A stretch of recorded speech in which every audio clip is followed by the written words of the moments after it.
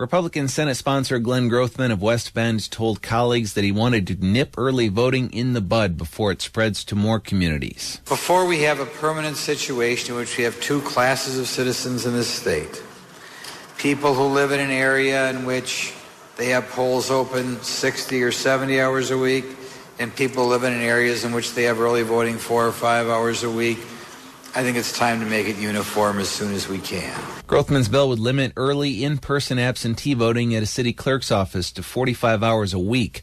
Weekend voting ahead of an election would be banned.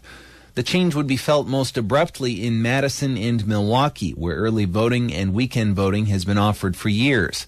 Middleton Democratic Senator John Erpenbach suggested to Republicans that it was no coincidence that those cities vote for Democrats. There are certain people in this chamber who don't want people to vote using absentee ballots because they're afraid they might not be voting for them. Milwaukee Democratic Senator Tim Carpenter aimed his criticism at New Berlin Republican Senator Mary Lozick, who sponsored many other election-related bills on yesterday's calendar. I know the senator from the 28th hates Milwaukee. She hates the poll workers. She hates that blacks and Latinos are coming out.